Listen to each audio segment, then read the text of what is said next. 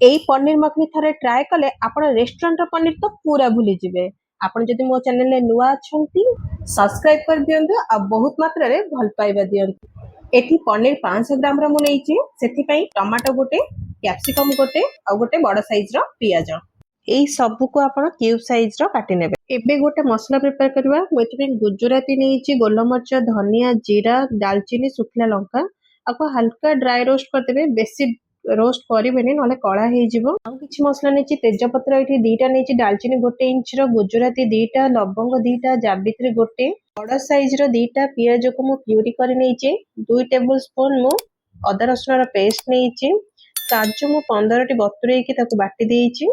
Fresh दही नहीं 100 ग्राम पनीर टिके स्वीटनेस आसे मु चीनी 2 पिंच नहीं गरम मसला 1 टीस्पून नहीं कस्तूरी मेथी को मु रोस्ट कर 1 टीस्पून नहीं सॉल्ट निज हिसाब से नेबे और 2 क्यूब साइज रो बटर को नहीं एबे चलंतु प्रिपेयर करबा। तेल एठी मो 3 स्पून नहीं आमे नैथिबा 2 बटर को पक्की दबा। बटर टिके मेल्ट हे गला परे तेजपत्र दालचीनी गुजराती जावित्री और लवंग को पक्की नबा।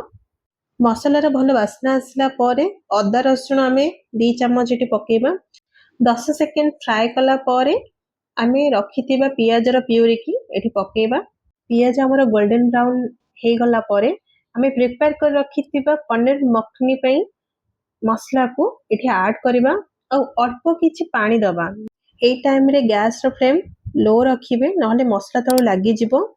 रखिथिबा काजू रो प्यूरी को एई स्टेज रे आमे ढालिबा। ट्राई करबा जेमति मसला रो काजू रो तेल अंश सेपरेट हे जिवो। जेते पर्यंत तेल अंश सेपरेट हेनी सेते पर्यंत आमे भलो से फ्राई करबा। देखंतु एबे तेल सेपरेट हे जाईची।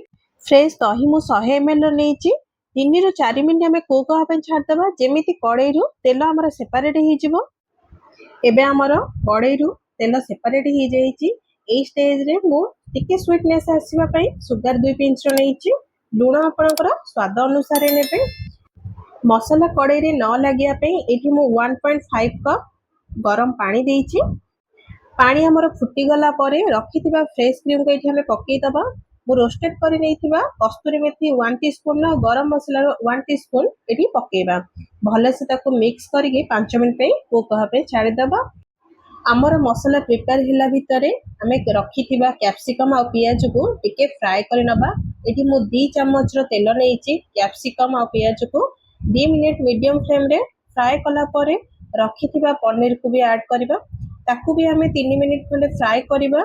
देखंतु पनीर हमर फ्राई हे गला। एबे हमें रखिथिबा टमाटो को एथरे पक्के दबा आउ 2 मिनिट ताको फ्राई करबा को छाड दबा।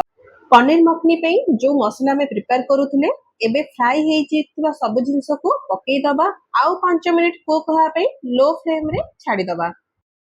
पनीर मखनी हमर रेडी हे गला। एबे हमें फ्रेश क्रीम किछि गार्निशिंग पे दबा आ गोटे बाउल रे काढी नबा। मु तो घरे प्रिपेयर कली रेस्टोरेंट स्टाइल पनीर मखनी। आपण भी घरे ट्राई करंतु रेस्टोरेंट जीवा पूरा भूली जिवे। आ केमिति लागिला मते निश्चय कमेंट रे जणांतु। जदि आपन मोर ए रेसिपी टे भलो लागिला नेक्स्ट मु को रेसिपी बनेबी आपण मते कमेंट रे निश्चय जणांतु। Thank you.